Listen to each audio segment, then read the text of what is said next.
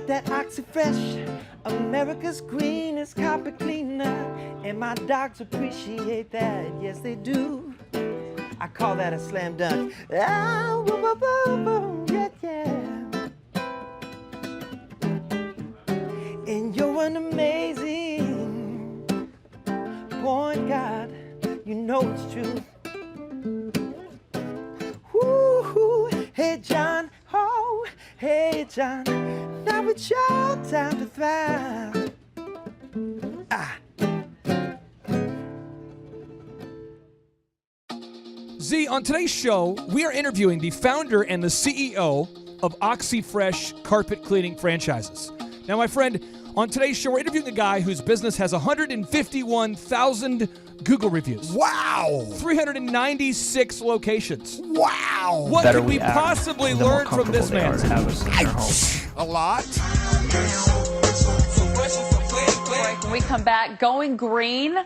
Can your small business profit by turning eco-friendly? We're going to talk with the CEO of one business who says it is working for him. That is ahead on Fox Business, giving you the power to prosper.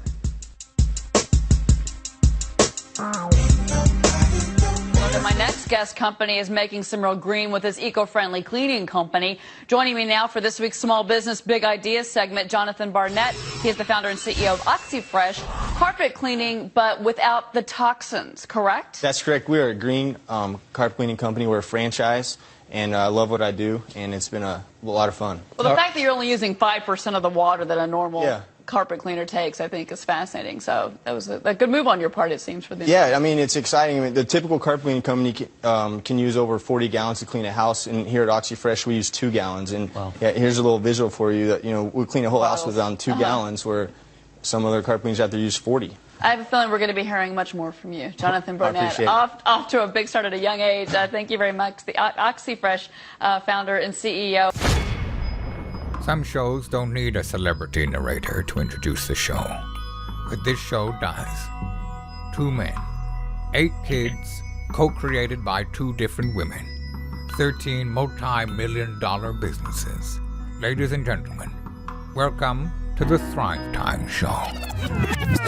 3, 2, 1, here we go! Started from the bottom, now we here. Started from the bottom, and we'll show you how to get here. Started from the bottom, now we here. Started from the bottom, now we here. Started from the bottom, now we here. Yes, yes, yes. And Dr. Z, guess who is today's guest? It's fresh. It's hot and fresh. It's hot and it's fresh. It's it's the founder of America's greenest carpet cleaning company. It is none other than my brother from another mother, Mr. Jonathan Barnett. Welcome onto the show, sir. How are you? I'm fantastic, Clay. How you doing, brother? You doing good down there? We are psychologically and emotionally prepared for this interview, and we're just going to ask you a ton of tough questions. Z, we're going to paint them into a corner with hard hitting. All right, so Jonathan, people who've Googled you know that you've had some tremendous success throughout your career. So I want to start by asking you about the bottom and the fireworks stand that started it all. How did you start OxyFresh? That's a great question, and I get to tell this story quite a bit nowadays. But when you look back at it, sometimes you don't appreciate the story, your stories of the hard times you've gone through or your beginning. So I think all of us have that, and if you don't have that out there, that's why you're listening to this show right now. So in the very beginning, before I started a carpet cleaning company that was nationwide with 150,000 reviews on the web, there was very humble beginnings. And I grew up with a single mom that always taught me to, work hard in school, work hard in sports, get a good job, this and that. And we grew up without a lot of money, but I saw how hard she worked. So my grandpa, my dad's side of the family, gave all of his grandkids, and he has a lot of them, most of them I've never met, $10,000 for Christmas. So I was reading this book in my dorm rooms at Oral Roberts University in Clay. I know we both went to school there, and we didn't know each other that much then, but we knew who each other were. Yeah. And I know you're an entrepreneur at school as well. And so I think it's kind of how we knew each other, really. But basically, reading that book, Rich Dad, Poor Dad, it talks about, the guy, this guy that had 2 dads, a stepdad and a real dad. One dad, always encouraged him to go get a job, get a good education, go get a good job, and keep it safe. And then the other dad was creating jobs for other people, a little more risky, right? But and he watched his dads grow as they got older. And the safe dad, the dad with education and good job, he did well long at the beginning, but over time, the other dad blew him away. And so when I was driving down the road after reading this book with this check in my hand, and I saw out there in Tulsa, which is kind of cool that you're there, but I'm in Denver now, but I saw this fireworks stand, and, you know, it was wintertime, but I saw it and I was like, how hard is that? Like, if someone else can do it, why can't I do it? So I started looking up fireworks, where to buy them, and wholesale, you buy them in, you know, different states, this and that. So I invested that money I had, the $10,000. I bought $2 or $3 grand worth of fireworks, drove over to Kansas, bought wholesale fireworks, drove them back, and had to build a stand that me and my buddy, we slept out there for 2 weeks in the summertime. Yeah. And that $2 or $3 grand worth of fireworks, we turned into 20 grand in sales. Now there's other expenses we had. So I don't want to get into all the details of this fireworks story, but let's talk about how tall the fireworks stand was. Yeah. How deep was it and how tall? It was approximately. We have a few more detailed questions about this fireworks stand. How big was he? Because you were sleeping there, right? Well, so here's the thing. I had a pop-up camper I was sleeping in, Okay. and had a mobile mini that I put the fireworks stand so the people wouldn't steal them at night. But the fireworks stand was actually 8 foot. Those 8 foot by 4 foot planks, I think they're 6 by 8, whatever. There's 2 of them, so it's 16 foot long. Me and my buddy built it. We were so proud of it. We named it College Fun Fireworks. We put it right next to the big guys, and people would stop by and say, "Hey, I want to buy from you. I don't want to buy the big guys. I want to support the college kids." We were like, "Perfect." So I loved it, and but the problem was that, man, I had to jump in the hotel across the street every night to take my shower because I had to sleep outside. Yep. And I traded in town. I traded fireworks for food. And my markup on fireworks was 4 or 5 to 1. So every time I trade someone $5 for the fireworks, it cost me $1. Z, I want to marinate on that idea for just a second. That he could buy fireworks and then sell them for 4 or 5 times more than he paid for them. Wait a second. Time out. Yes. Is that ethical? Well, I would like to. I would like to get into the ethics of this with you because this is a question that I think somebody out there is asking. Okay, so in the optometry clinic, in the optometry game, in the jewelry game, in the auto auction game, and in the banking game, these are all different industries that we know about. I've coached in different businesses, and you've owned them. And so let's talk about jewelry. Why in the jewelry industry is the markup so much higher than it would be in other industries? How come some industries have more markups than others? Well, I think it's a pleasure item. It's also, you know, it has a distinct feel to it. I mean, when you're buying jewelry, what are you really buying? You know, you're buying love. Think about that. That right there is a deep thought for somebody. Is that a deep thought? Well, I mean, I if I wasn't married to Vanessa, there's no way I'd ever buy a diamond.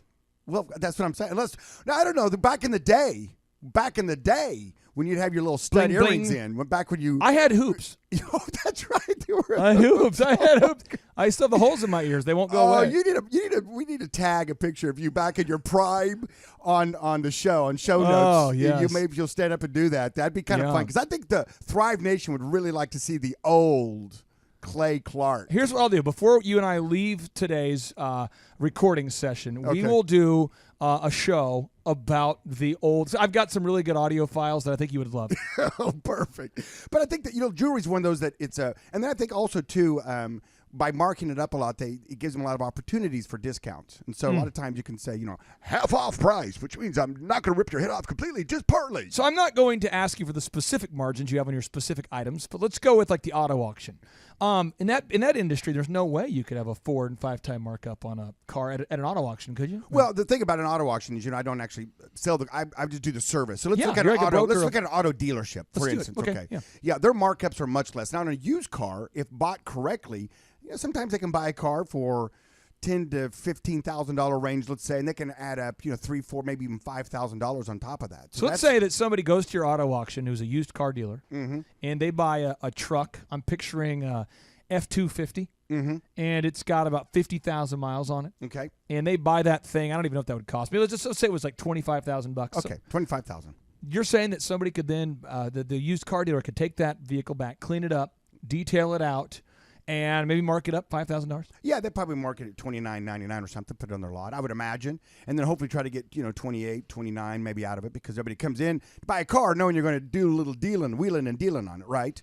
Now, what's interesting is this: if you talk about the auto industry, is that the guys that do the buy here, sell here, they mark theirs up a lot more. Really? A lot. Really? Because they have a very unique clientele that can't get financing conventionally. And so it's like the poorer you are, the worse you get beat up financially. It's interesting. It's interesting, isn't it? It's very interesting because you think about different industries. I see so many people I've met at the workshops who are contractors. Yeah. I'll think of a good example of a contractor that I'm a big fan of is our pool guy right now. Yeah. Our pool guy, great job. doing an awesome job. And I'll say our pool guy, he didn't apologize for the profit. He says, this is what it's going to cost for labor and materials, and then this is how much I add on as my profit. He didn't apologize for it. He didn't feel bad. He was transparent. That's unusual. And he did not feel bad about it. And I think unusual to be transparent. That's not normal. It's not. But every other pool guy was kind of not every. There was I think 5 or 6 people we were talking to. Yeah. But there was like 3 of them that were just squirrely. They wouldn't show you what they were spending on materials. They couldn't give you a hard cost. They couldn't. And so I would just say that you don't need. But I think there's more entrepreneurs out there than not who are really underpaying themselves and not marking up their products and services enough to achieve their goals. I think for every 5 that are gouging, somebody with too high of prices, I would say there's 50 who are underpaying themselves. It's a shame, and that's why, in my soon-to-be released book, Business Pig. Oof. Big Pig eats first at the trough. You've got to pay yourself. You've got to, and if you're not able to pay yourself enough money to live, you're not charging enough. And if you can't make it if you can't charge enough, in other words, if you say to yourself, well, I can't charge that, well, try it. Yeah. You may lose a few customers, but overall, like when you went up on your DJ, when you went from like 600 to 650, some crazy move. Yeah.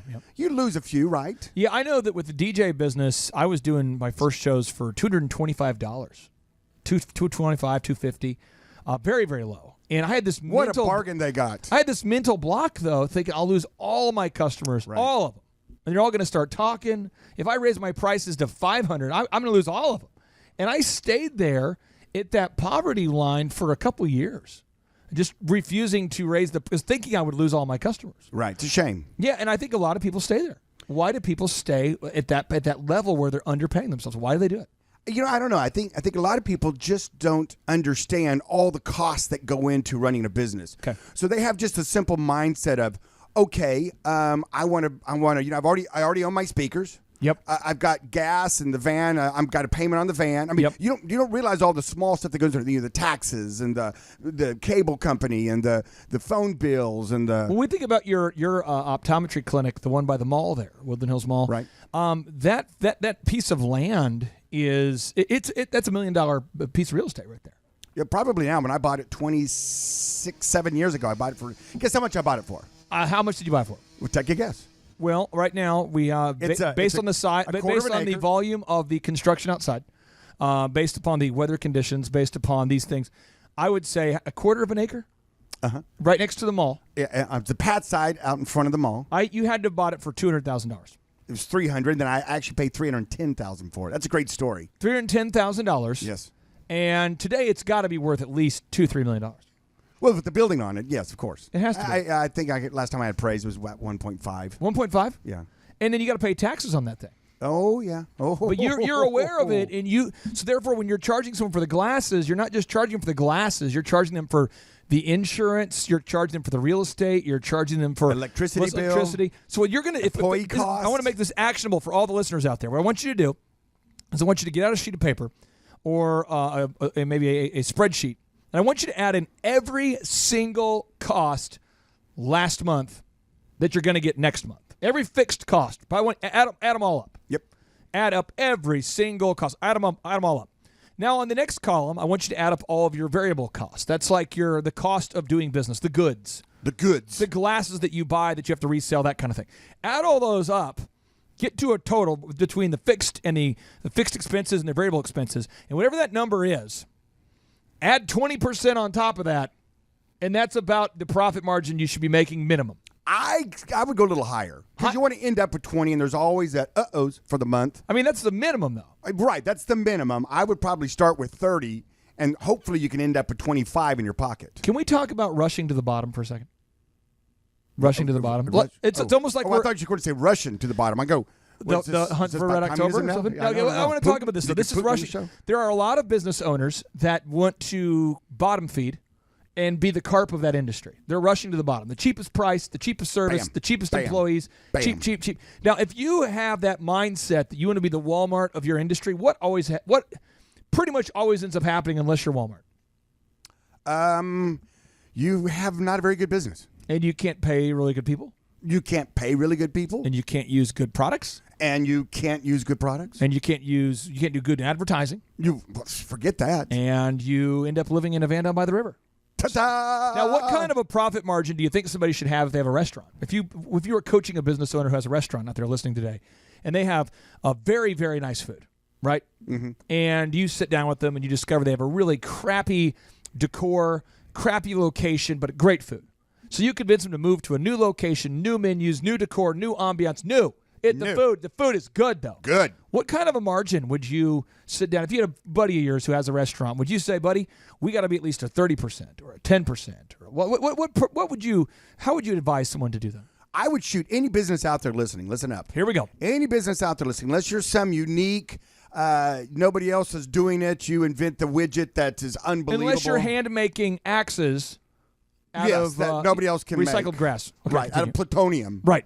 Is that a thing? I don't know. I don't even know. It could be. I would tell everybody to shoot for that. Shoot for 30% markup and then try to get 20-25% of your gross sales in your pocket. Now, sometimes the busier you are, sometimes you can give up a little bit of that percentage. Sometimes it's not about the percentage, it's about how much you're making too. So sometimes some larger companies, in other words, like a Walmart, they don't try to make 20% on their gross sales. No, they don't. They can't. They can't. That's not but they do so much volume that they can make 4 and 5%. What about people who lose money and then try to make up for it? People who lose money per transaction who try to make up for it with volume. They lose money per transaction. Forbes has a column for these people. Forbes actually has defined these people for us. Okay. Forbes is our business Bible, for those of you who don't know. Yes. We comment on it a lot because, we like for our stuff to be fact-checked. Right. We like to go to reliable sources like the Google and the Forbes. It's called Forbes, but if you want to mispronounce it at home, you could say F-Orbs. Oh, you could. You could. Okay, back to they have a category for that, and that falls into their 80 to 90% category of failed businesses. Ooh. They call it the FB. Oh. The failed business. Now, let's talk about this. This is, again, we'll get back to the interview in just a second. Let's talk about this. OxyFresh has a great billing system, accounting system. They've thought through all the systems, okay? Right. But there's a lot of independent carpet guys that are out there that are wanting to invoice people. And I know this because I've met them. And they'll say, hey, I'm having a cash flow problem. And I'll say, what kind of problem do you have? They say, well, I cleaned I cleaned Clay's carpet. I cleaned Dr. Z's carpet. I cleaned the carpets. I'm cleaning carpets. I've cleaned a record number of carpets. How many carpets are you cleaning? They said, well, I'm cleaning a lot more than before because of your coaching and the mentorship. I'm getting 2 times as many carpets cleaned as before. I'm going, that's good. They said, no, it's bad. I said, how's it bad? They said, well, what's going on is I have been invoicing my clients and they haven't paid me yet. Oof. And now I would submit to the business owner, I would say, don't invoice for carpet, nor should the grocery store say, Dr. Z, do you want these avocados, these 7 avocados and this almond milk? Great. Here's an invoice. Pay us in the next 30 days. Yeah, we'll bill you. Remember back in the good old days when they had the hardwood store? They threw it on the old the old westerns. Put on your tab. Put on. I need a sack of sugar. What is going on with that? Can you please explain to me why a business owner would like to, wants to, needs to invoice like plumbers? Why are plumbers invoicing individuals? See, I had a plumber come to my house probably 3 months ago. No, it was 4 months ago. He comes to my house. And I had a little bit of an issue. He was fixing it. And so I don't remember what it was, but he said, okay, you want to do debit card or credit card? After he did the work, and it was like $80 or something. Right. I don't want an invoice. No. The builder guy doing the work for me right now, he says, hey, to get started building the deck, I need a quarter, 25% down to buy the materials. And then I do draws each week as we go. I don't want an invoice from this guy 90 days after he completes the job. I don't want him living like he's homeless because he's trying to finance my deck. Yeah, exactly. It's like, I noticed you've been wearing the same clothes for the last 3 days, and it looks like there's some blankets over here in the corner by the corner of my house. He goes, yeah, I've just been, want to get here on time. So I've What just been makes an sleeping here." entrepreneur want to have death by invoice? I don't know, but you know what? I'm not sure, Clay. Maybe, you've done a lot of business coaching as the world's foremost business coach. What do you think is more challenging for a first or a new entrepreneur, and that is to ask for the business or to ask for the payment of the business? I think asking for the payment's harder for most people. And I think so too. And why is that? I Why do have a people lo- just have this mental block in their head? Well, I have a lot of reasons, and if I can go quasi political just for a second, I'll give it to you. Okay, here we go. Okay, Quasi there we go. There was a study that I was looking at the other day, and they're talking about who's going to run for president in the next 2 years, Okay. Democrat and Republican, and they were showing that well over half of millennials will vote for a socialist if they can choose a socialist option. And then the justifications that I was reading this person explaining, they said that once you have enough, you need to be paying 70% taxes. This is what this person was saying.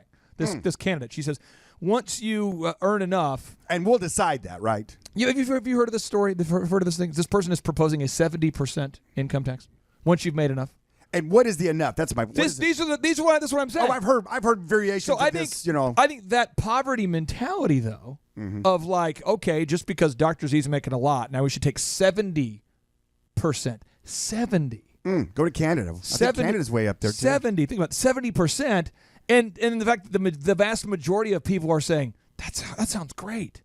That indicates to me the vast majority of the Americans who are surveyed have a psychological problem that I could not possibly diagnose. Well, no, the average person, not our listeners. No, you're right, not the Thrive Nation. Yeah, Thrive Nation. But the they got it average together. person out there, Right. they want to live on somebody else's money. I mean, why Right. wouldn't you? Right, If you have no ambition, no drive. Because there it is. So if you want to live on someone else's dime, it's because what you want to do is you want to do the easy route. Well, sure. Water runs downhill. Yeah. I mean, So why people not? are saying it's easier not to ask you for the money. It sounds good. It's somebody else pay for my health care. It's easier to not have to go get a job and work hard. Somebody else buy my It's food. easier to not have to ask the client, will you pay me? Well, It's easier not to ask. It's easier. You There think it's go. easier until you're poor. That's right. Then it's harder. That's right. So life gets easier when you do hard things.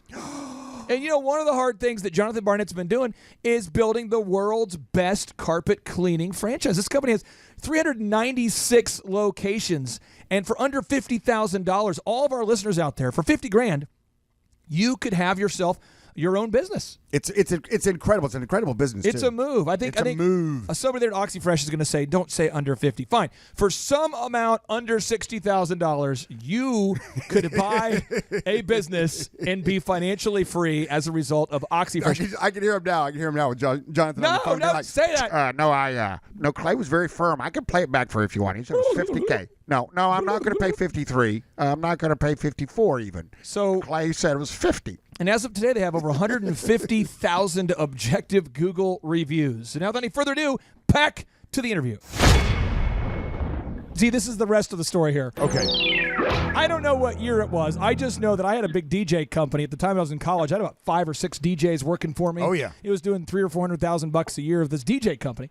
And I get a call from this Jonathan Barnett guy who I knew of, and asks if we can DJ for this college fund fireworks. I'm like, and you offered to do trade out. So we did trade out, and now I know that you made quite a markup on that. But here's the thing: is that was the first year that Vanessa and I ever bought fireworks. Now I buy them every single year. But dude, you traded out like I think $500 of fireworks, and I'm like, this guy's the man.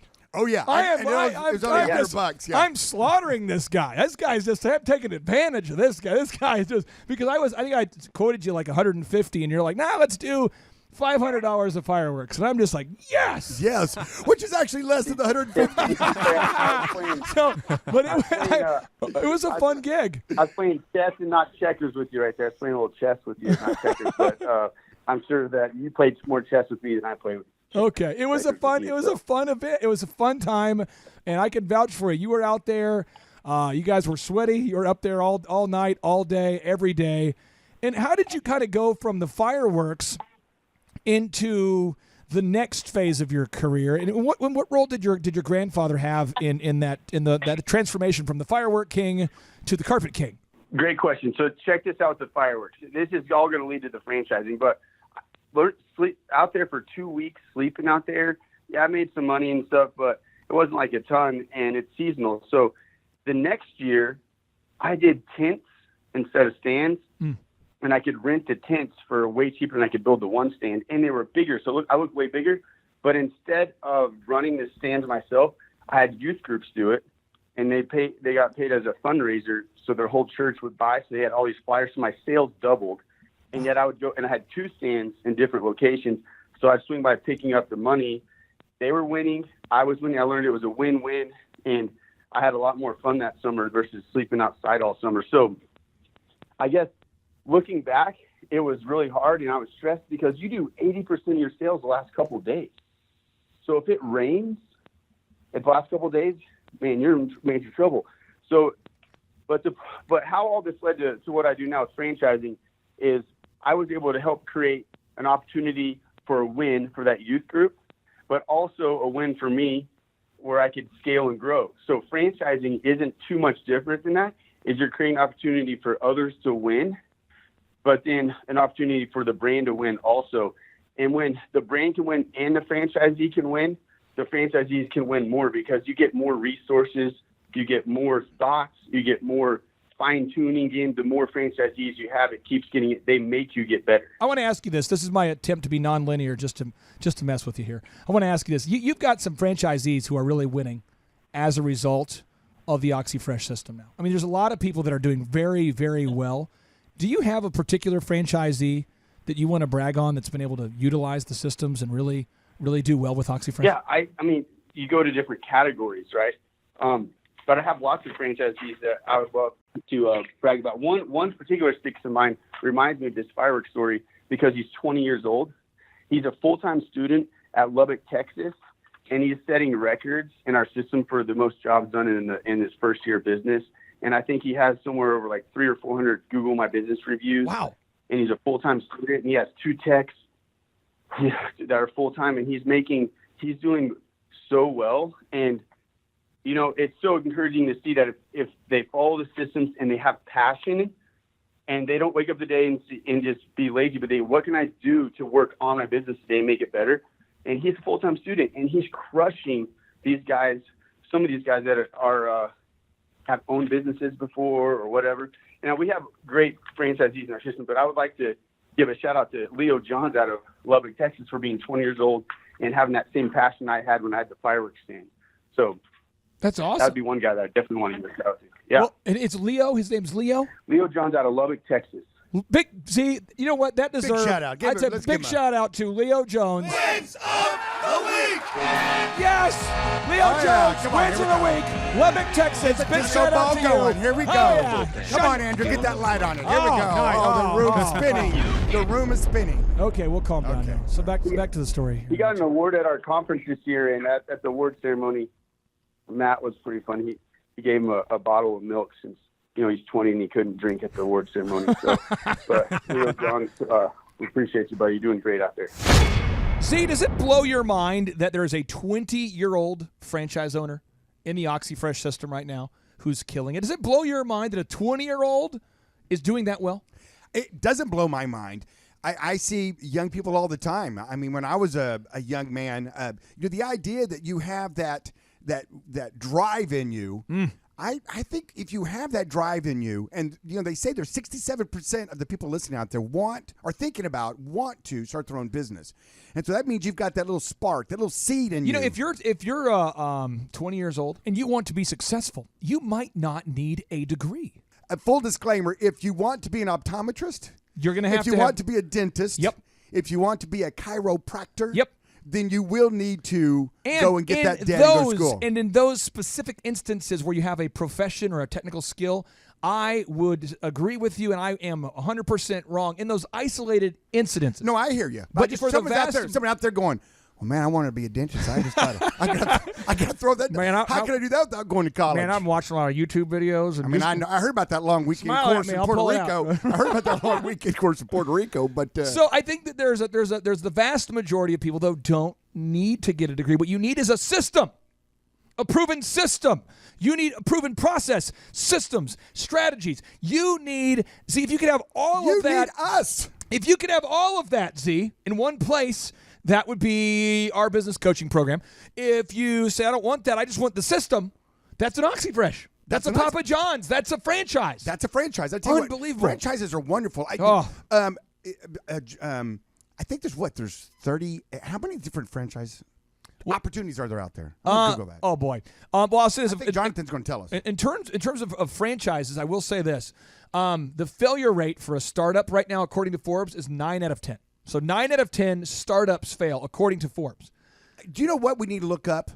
Andrew, and see if you can Google this through Forbes. Yeah. See what the number of franchises that start up. The number of franchises. That would be a fun thing to look at. And I've sat through and attended many franchise conferences, and I will say that the statistics are almost reverse. Z. So it's like instead of 90%, very good. Oh, you know then. Okay. Yeah. So instead of we'll get the actual stat for you, but instead of 90% of startups failing. In the world of franchising, it's like 10%. I mean, it's very little. It's almost completely reversed. We'll get the stats here for you. But you know why franchises don't fail very much? Because they have a system. They're proven. It's a proven. You can't make up things. You have to disclose your financials. And they tell you don't even know how much to charge for your sandwich. Dude, it's crazy. They've got it all figured out. It's a push broke button. It down. You just hit the button. Guess how many franchises in 2017 were operating in the United States of America? How many franchises? I got it right here. Oh, I don't even know. I mean, it could 745. Well, in honor of Tom Brady, I guess 12. What's the number? What do you think? 745,290. Is that the score of the Patriots versus the Rams? No, sorry. You could be 291 listening out there. Repeat that number one more time. 745,290. 745,290. Oh, Shunda. That's a And you know what one of the fastest growing franchises in the world is right now? It's OxyFresh. OxyFresh, I know. And you know what? He's on today's show. Now back to our interview with JB. Oh, it's awesome. Come on, JB. That is great. Now okay. Now back to our linear story here. Now, so from the fireworks stand to the OxyFresh. How'd it happen? Right. Okay.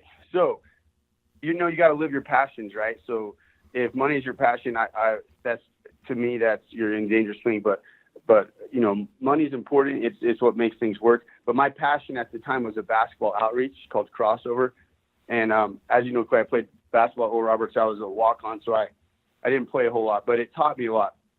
But basketball was like my identity and like what I thought, looked at myself as. And that's if money becomes your identity or this or that, it's very dangerous for anything you do in your life. So I decided to use basketball as a platform to reach youth around the world. We did a traveling team across the world for 10 years. But I did a 501c3 nonprofit, tried to raise money for multiple years. Everyone just thought I wanted to keep playing basketball. So then I decided, okay, I'm just going to start my own business to fund it. So OxyFresh, the carpet cleaning franchise that you probably want to hear the most about more than fireworks. But the thing is, my why was bigger. My OxyFresh would start. My why I started OxyFresh was to help fund something I was passionate about, which was Crossover. So some people's why out there might be their family, more time, because they're 8 to 5. They don't have any time with their kids, or they can't take vacations, or they're stuck. So for me, my why was this Crossover thing. So whatever your why is, if you make that very important, then it'll drive you past, certain obstacles that are bigger than yourself, right? Did you feel like that your grandfather taught you these lessons? Because he was an entrepreneur. Your grandfather, is that where you got some of this mojo? Was it from your mom? Were you checking out a lot of entrepreneur magazines? Where did this entrepreneurial fire come from? It's funny because you could hear, people that are brothers and sisters, they have the same parents growing up, they could have different, whatever. But for me, what I took is I did take a lot from my grandfather. He was always inventing things, he always thought outside the box. So he was always never settling, questioning things, thinking there's a better way. And I thought that's how it's supposed to be. I wanted to be like him. So, then on the other hand, my mom was a little bit more opposite, but she was no quit in her, just very tenacious.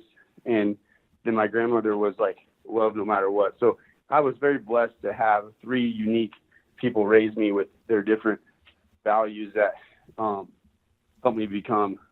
And I also got probably my coach Sutton at ORU was a big, he taught me how to delegate, and I learned so much playing basketball there that I didn't even realize it at the time. So that I use today, which I know you like Belichick in the Patriots, and sports teaches us so much, right?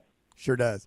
So, Hey, JB, I promise you there's somebody out there listening, maybe probably more than one, maybe hundreds, that have a successful business, are killing it, doing very well, and they have been told over and over and over, you should franchise this. You should franchise this. You should franchise this. You should franchise This is what you should be doing. That's what I've been saying. Holy cow. Holy cow.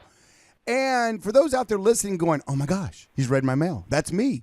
Walk them through the initial steps of when you have a successful business, when you figured it out, what to do next, that process of, because it seems pretty daunting to the average entrepreneur, to the average business owner out there. It's like, oh my gosh, there's no way I can do that. That's overwhelming. So walk them through the process, the steps, the baby steps to get through for taking a successful business to franchise. Because you've got, over 400 now working out there? We're close to 400. We're right towards 400 Well, right don't now. let the facts ruin my good statement. Yeah, don't let the facts get in the way of the truthiness. Come on. Don't letting the facts get in the way of the truthiness. I mean, what, you're going to call me a liar for 2 franchises, probably? I mean, come on. Okay. Yeah, all right. Okay, walk us through. Okay, so here's the main thing with franchising is it's a very big responsibility. You when someone buys a franchise from you, they could have saved their whole life savings for this. So it's not something to take lightly. But at the same time, if you're planning on franchising your business, you almost start looking at your business differently from day one, right? So because it's not about you can't rely just about the people. You can have the right people. If you have your own business and you're not franchising it, it probably is focused just on the people, and that's fine. But when you get to where you're scaling it and you got to make it bigger and duplicatable, bigger than that one person, you really got to start focusing on your systems and your processes. And sometimes that is such a deep dive that it makes people nauseous, or they'll do it tomorrow, because when you get down into your systems and your processes, sometimes it's like looking yourself in the mirror and you're like, man, I got a lot to work on here with myself. So I would say the first thing I would say is if your vision is to franchise it, one is you better make sure your business is profitable. And I always like to say around shoot it for 20%, but it can be less, it can be more, depending on how much volume you're doing. A high volume business can be less percentage than a smaller business, but it definitely needs to be profitable, and it needs to be able to be profitable if you could substitute different people in. So not if you don't go to work for a week or for a year and come back, how is your business running? You said 3 things that I think are going to blow somebody's minds. Powerful. Okay, so you said what kind of margin should their business be running at if they want to franchise? Do you think is an approximate kind of a range, best practice? Yeah. So if you're working in your business as an employee, pay yourself what you would pay someone else at that job. Don't pay yourself a bigger salary just because you're the owner. Pay yourself, that bigger part comes out of the profit, the distributions. Pay yourself what you pay anyone else. Okay. But if you're going to franchise your business, your profitability after you pay all your employees you want it to be profitable, but 20% is what I like to shoot for. But if a higher volume business can be less percentage, right? If you're doing millions of dollars a year in sales for that store, then it can be less. But if you're a smaller business, then that's a good goal to shoot for, right? It's got to be profitable, else you shouldn't be franchising in the first place. Right? And then you said the business should be able to run without specific people. So let's talk about how you did that with OxyFresh.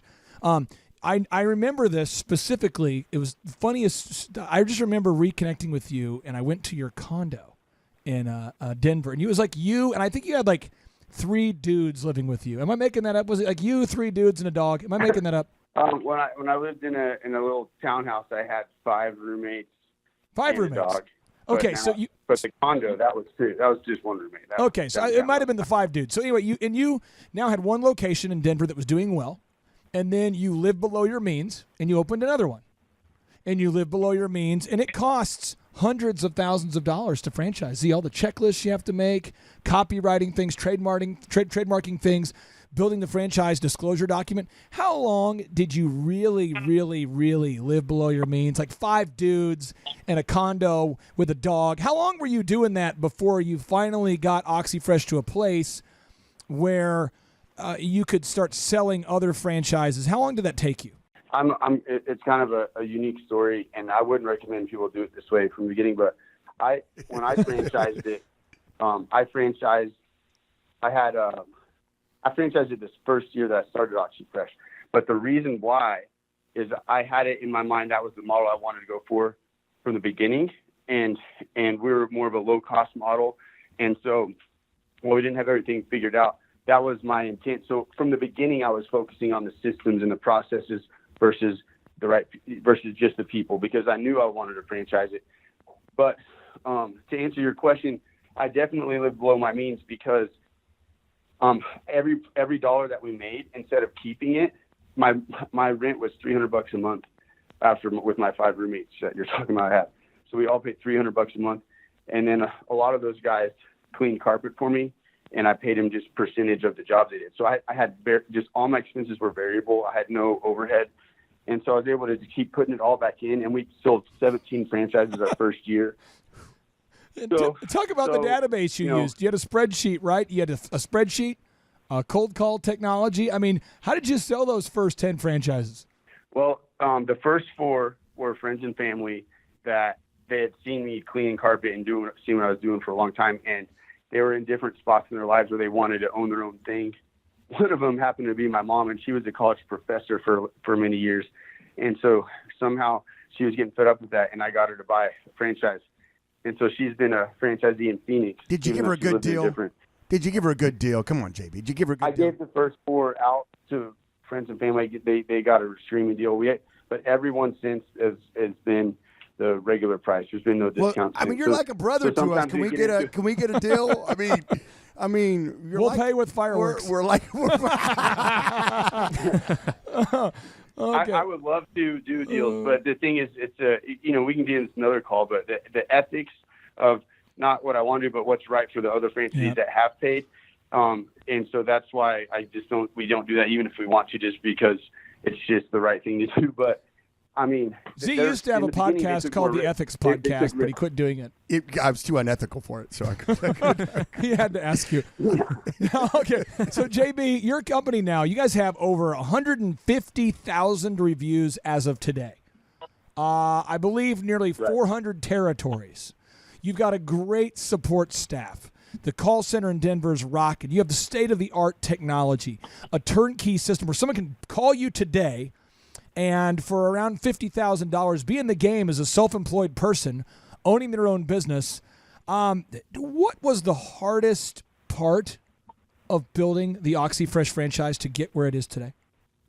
There's been different phases of hard. I would say in the beginning, the hardest thing would be to we definitely didn't have everything figured out. So when we start, like you bragged on a bunch of things, like our call center, our technology, all that type of stuff, and our reviews. In the beginning, we had 2 products that we cleaned with, right? And we booked jobs on Excel spreadsheets in the basement of that little house, that condo that you were talking about. Right. And we had cordless phones, green carpet, orange countertops. And so getting someone to come out and buy a franchise when you're doing your meeting in the hotel lobby, little area that you're in out, is definitely challenging, right? But then you sell a bunch of those and they're doing well. The challenges become different because now you're up to 100 franchisees, they expect more support than you had at the 2. So every year it's a different challenge. So I would encourage the listeners out there, and if you've read of any of my articles or listened to me, I say this because I mean it, but don't wait till everything's perfect to get started. You operate as if you have the green light until you get the red light. And most people they operate as if they have the red light till it turns green. The problem with that is most people wait till it's perfect to get started and they never get started. If I would have waited till we had everything that we have here to start, OxyFresh wouldn't exist. I had to start, even though our products weren't perfect. I had to start when our call center wasn't perfect. I had to get started. I had some core things that were fixed. The core things got to be ready to go. Like I knew I would be able to update the products. I knew I'd be able to update the call center once we had more franchisees. And I told the franchisees that. I communicated, hey, we're not perfect. You're getting in at the beginning, but here's our vision, here's our future, and I had a plan. But, so don't just start your business and franchise it just because you don't have everything figured out. Have a plan and a goal to work towards, but don't wait till it's all figured out before you go. Otherwise, you'll never go. you had the green light in your mind mentally to start OxyFresh. Were you obsessed with carpet as a kid? I mean, you just think to yourself going, wow, that carpet looks hot. That's some good stuff. That is some good. Hey, did you? I love that. I saw a commercial the other day where they had a carpet shower. There was a shower. Have you ever thought about putting a carpet in your shower? I mean, were you into carpet as a kid? What made you want to get into the carpet game? No, and again, I looked at this business as a vehicle to help me achieve my dreams and goals. So I looked at what is something that's not going to go away, right? I didn't want to build, like at the time, there's big yogurt fad franchises coming out, this and that. And I'm like, that could change because, everything keeps changing, all that stuff. But flooring and upholstery, everyone's going to have that forever. So I wanted to trade in the sexiness where people would be like, oh, that's a cool concept you're starting. And I had to walk into restaurants or, on my dates when I'm married now with 5 beautiful children, almost 5. But when I meet people, whatever, what do you do? Oh, I'm a carpet cleaner. That's what I have to say. But you know what? I love saying it made it kind of fun. But no, I didn't dream to be a carpet cleaner. But what I did dream to do is be able to provide for my family. Like I was just telling you guys before we started, I got to play Pebble Beach golf this weekend. Just traveling and letting the business serve me and serve my goals versus I'd rather have that and say I'm a carpet cleaner than, doing something that sounds all cool, but yet I don't have any of the free time that I want to spend it with the loved ones I want. That was hot. Oh, you could, you might be saying with carpet cleaning. You could say I make love to carpet. You can do that. You'd probably not be allowed to speak at your next convention. I make your carpet. I make your carpet feel good. At our conference this past week, it was called Ignite. So we're getting everyone excited at Igniting Up for 2019. And I asked them all, everyone in the room, stand up if you're on the first page of Google for the word carpet cleaning in your city. Almost everyone stood up. But then I said, okay, stand up if you dream of being a carpet cleaner when you were growing up. Nobody stood up. I told everyone. I did. I was into that. I missed my calling. Can we get Shag back? I want more Shag. Okay. All right. So my final question, I know Z has a final question for you, but my final question for you is this: is how did you go out there and get the first 100 jobs booked when it was just you against the world? You had that green light. You just made a killing selling fireworks. How did you land your first 100 customers? Did you go door to door, house to house, cold call? Man, what were you doing? This point right here could resonate with anyone in business, and I please just think about this. This is really important. This is fundamental for us from the very beginning. So it was some people out there, they call them they're marketing guys, but they say they're focused on branding. I like branding; it's all good and all, but I'm a marketing guy that likes to track the ROI. And so in the beginning, I used to do door-to-door flyers, right? And I could get the carrier route, 500 flyers from the post office, that was the route they used, 500 flyers on a door. I'd get 50 cents of business per flyer I pass out. So I knew I could do 500 flyers in 5 hours. So once I figured that out, it's just a math game. 500 flyers, I get 50 cents of business flyer. That's $250 in 5 hours. Okay, I could pay somebody $10 an hour to pass it out. $10 an hour, that's 10 cents a flyer. So I have 40 cents a flyer margin. So it's a numbers game. Labor ready. I had 10-man crew sitting at my front door every morning, 500 bands, 500 flyers, 500 rubber band, or 500 flyers for them to pass out. And there was a different code on each flyer.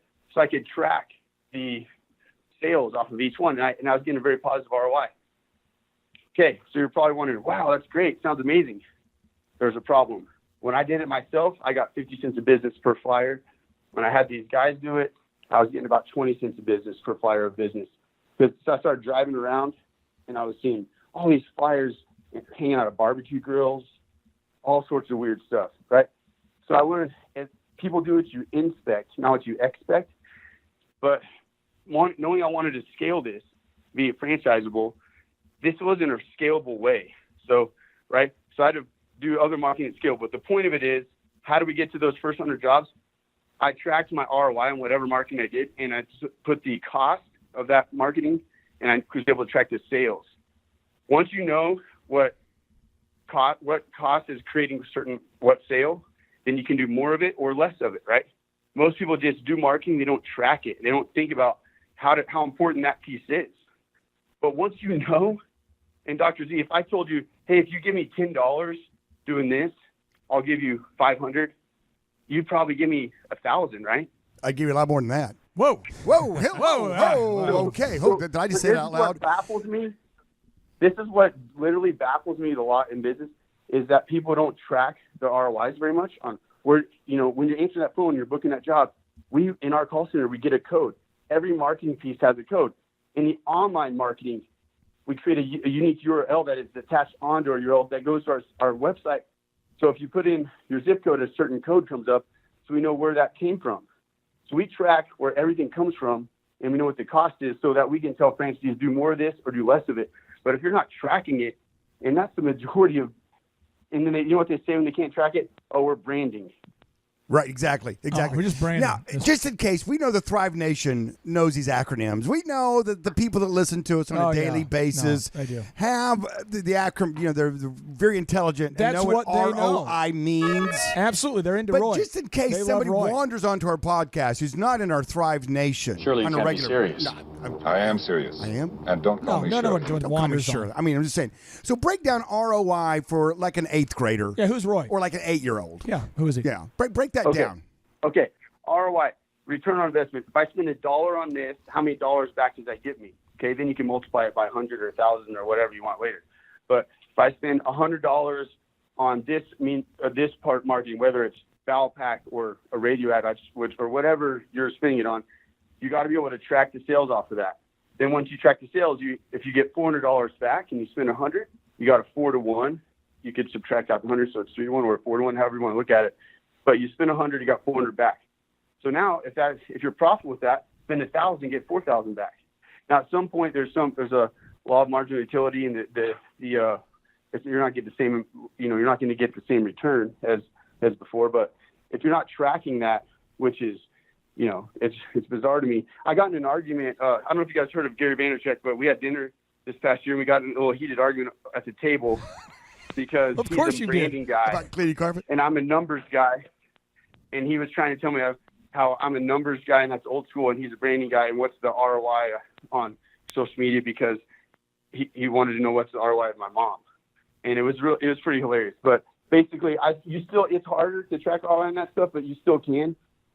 But at least be trying to and asking that, because branding is important, but if you can figure out your ROI, then you can scale and duplicate any business you have. If you can know what to spend to create a revenue source back, then you'll be able to scale it. That's beautiful. And if someone listening out there going, yeah, but how do I track that? I mean, you had a clever way on your flyers. You had a different code. I like that.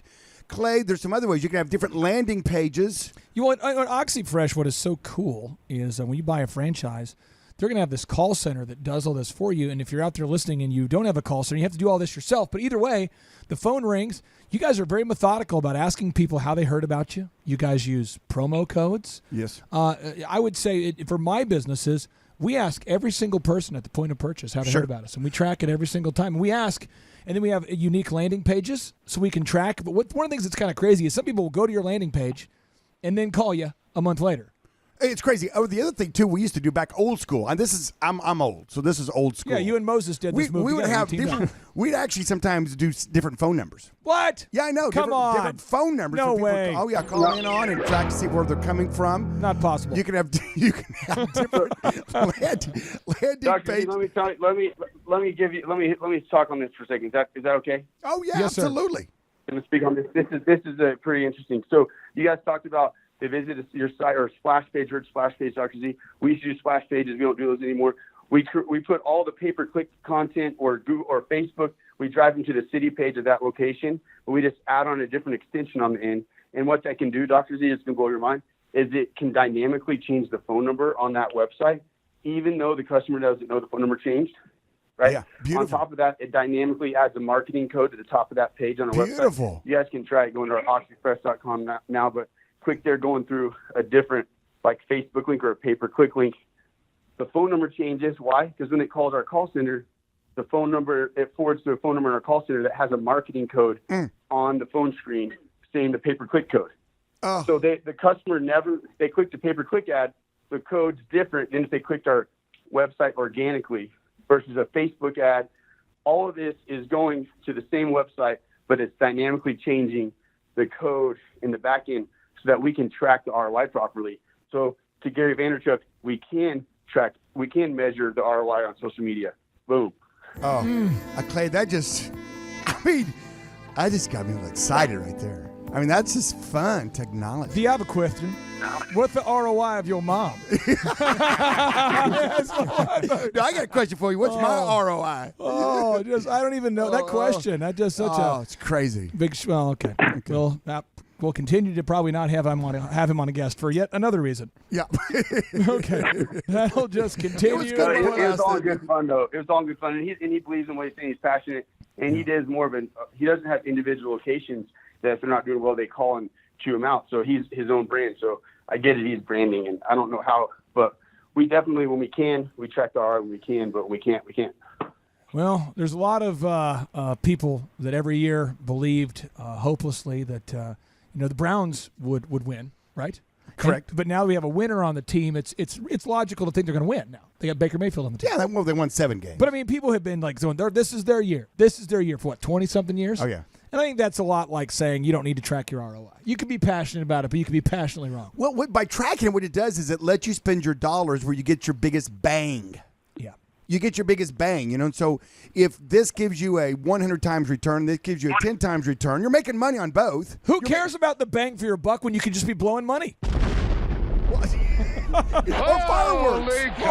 Blowing up fireworks. Just blow up your money. I love that. JB was like, I would have made 20 grand, but we blew up 10K in profit in fireworks. So. Well, JB, here's the deal. I think I'm going to call this, in faith, part 1 of the Jonathan Barnett Chronicles. Yes. Because we really need to have you on for a second show. Yeah, John, could you do another show at some point? Can you do another show? Sure, absolutely. Okay, this will be part 1, yes. and we'll reach back out to you in time. We've got to interview Wolfgang Puck between now and then, so I know we got to take the show down a little bit. We got to take down the celebrity status. We'll do Wolfgang Puck, and then we'll come back to you. But if people want to learn more about buying an OxyFresh franchise, what's the best way to get a hold of you guys? What's the action step for somebody out there who wants to create time and financial freedom by buying an OxyFresh franchise, or at least learning more about buying one? Yeah, you can just visit our website at oxyfresh.com or our franchise website at oxyfreshfranchise.com.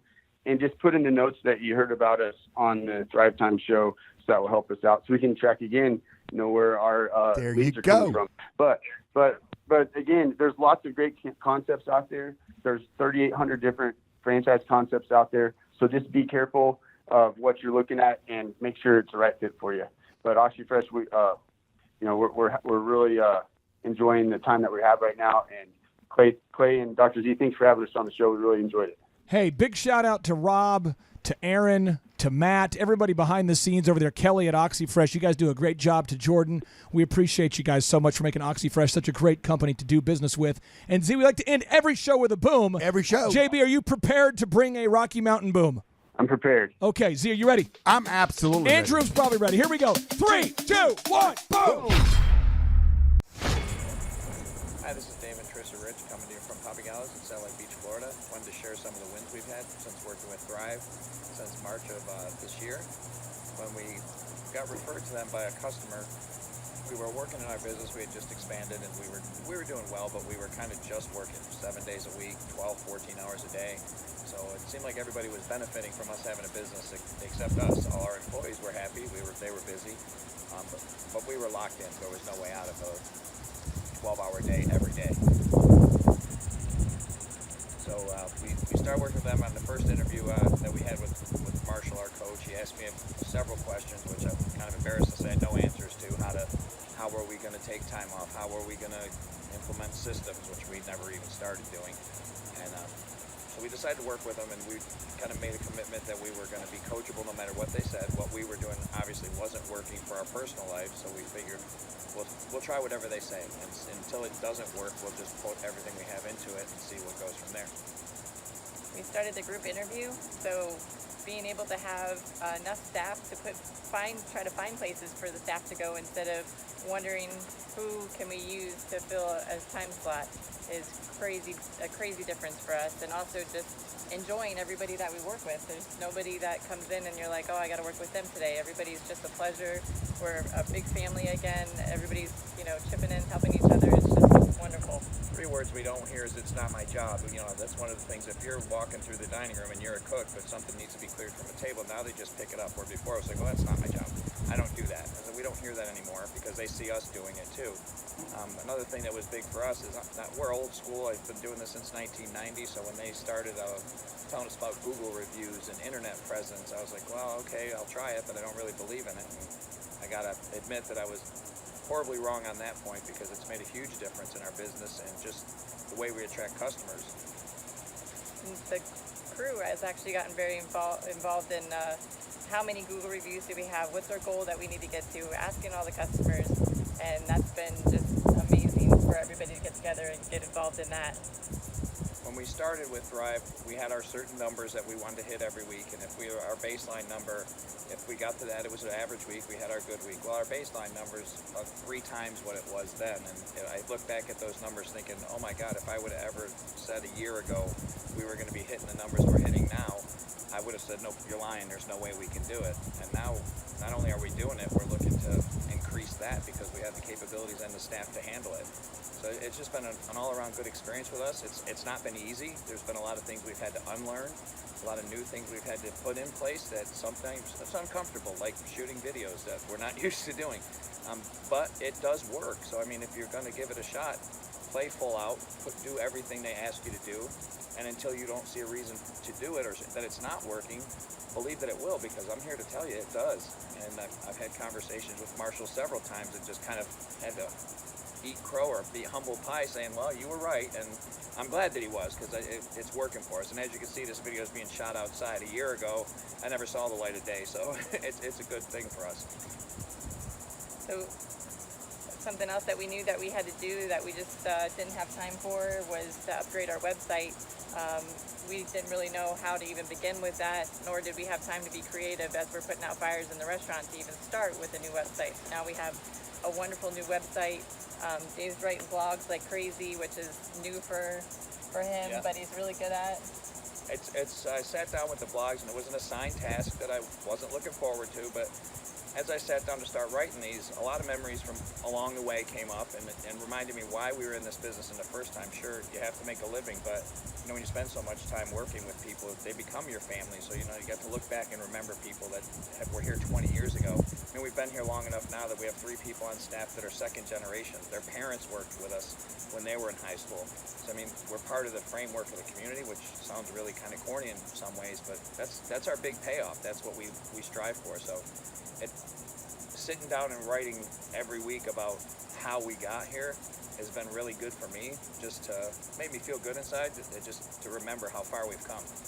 And it's been good for some of the people that have been involved in the business for even before Dave opened Papa Gallo's in his parents' restaurant, you know, thanking some people that didn't really realize how much they've done to help us get to where we are. So I guess in closing, what we're trying to say is if you're thinking about it, don't think about it anymore. Give it a shot. You've got nothing to lose. I mean, if you're looking at this video or if you're looking at their products and their website, you do need it. I mean, we were in it 30 years thinking you know everything. Well, you get a fresh view, some different things to try, and you've got really nothing to lose. And trust me, you have everything to gain. So give it a try. I would definitely recommend it. Thank you, Thrive. Thank you, Thrive. Talk to you soon. Well, Thrive Nation, on part 2 of today's show, we're diving into a 10-minute deep dive with Matt Klein. This is the franchise brand developer for a company called OxyFresh. I do believe that buying an OxyFresh.com franchise could be life-changing for somebody out there. Again, I do believe that buying an OxyFresh.com franchise for somebody out there could be life-changing. And here to talk about it is Matt Klein with OxyFresh. Matt, how are you, sir? I am doing wonderful. How are you? Well, I'm fired up to talk to you, so I got to ask you first question right out the gate here, OxyFresh, OXIFresh.com. If somebody wants to buy one, how much money are we talking about? I think there's so many franchises that are available that are, I mean, no exaggeration, like a McDonald's is, you know, millions of dollars. Certain hair chains, haircut chains, barber chains are $1 million. A lot of franchises, it turns out, are north of $1 million. How much money does it cost to buy an OxyFresh.com franchise there, sir? Our franchise is $46,900 to become a franchise. $46,900. Yep. Okay, next question for you. Who's a good fit to buy an OxyFresh.com franchise? Who should be buying one and who should not? I'd say someone that you can either do the semi-absentee or full-time, someone that's eager enough, that wants to make a change, that feels like they can be a business owner, they can be in control of their, their employees. I mean, you can run this thing in a variety of ways. So we do have a huge threshold of people that are capable of doing this. But, I would tell people, you got to be kind of a self-starter. You got to be someone that isn't told what to do. You have an actual energy to be successful, right? I mean, we're a very easy business model. We just need people that can try hard. That's all. Now, you actually own an OxyFresh franchise in addition to awarding them. So tell me about, what's required of you on a daily basis with your locations, because you run your locations successfully. And sure, there's things you could do to improve, but I mean, what's required of you, or what does your day look like every day as an OxyFresh franchise owner? Yeah, I'm constantly in tune with what's happening on my daily schedule, what's happening in my marketing, where I'm ranking. Like I know right now, Google over the weekend had a huge algorithm change, because I know where I was last week and where I stand right now, which in some ways is very good. In some ways, we got some work to do. So having a constant thumb on the pulse of where I actually rank online is important to understand how I'm going to perform. Obviously, my employees understand what they're going through in their personal lives and their business lives, right? Kind of helping them get to the next threshold, setting rules for them, setting contests for them so they can actually have some incentive to go above and beyond just their normal kind of day-to-day. You're just, I'm never physically there. So I'm always just constantly like checking in and looking at things and talking to my employees. Like I just ordered a bunch of more product before this. So just I'm the one kind of pulling the strings, but I'm not physically doing the jobs. Why aren't you physically doing the jobs? I think a lot of people think if you buy a franchise, you need to be doing the jobs physically, or they think that maybe that's what's required, or that's what most people do. Why do you choose to run the company as an owner, non-operator, as you're a guy who owns the business and somebody else operates the day-to-day for you? Yeah, I think my entire skill set would be wasted if I'm doing jobs, to be honest. I can run that business. I can do my job. I can run my other companies. I can, my time is my most valuable asset. And so if I'm doing jobs for 6-7 hours a day, I can't really be productive at anything else that's it. So also I like providing opportunities for people that are going to be good at that, right? Yeah, I could probably be a great technician, but where I'm at in my life, my skill set is beyond that.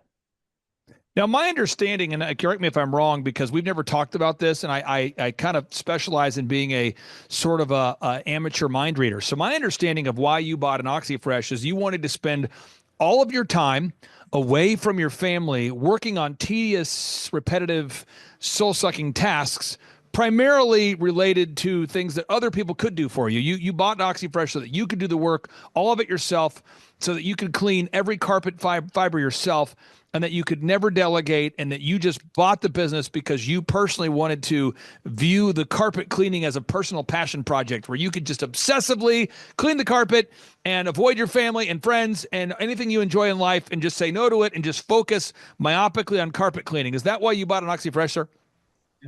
Well, it's quite the opposite. I owned companies in the past, and that was very life-sucking. It took everything from me. We were always profitable on paper, but I never saw any money, and logistics were always very high. So OxyFresh was a no-brainer to me because I'd seen the other side of the fence with business ownership, and OxyFresh takes care of a lot of things that I don't want to. Answering the phones, building the technology behind Google Pages and the infrastructure, right? Like I'm able to run a business that infrastructurally is already created. I don't have to build the infrastructure, and that was a good fit for me.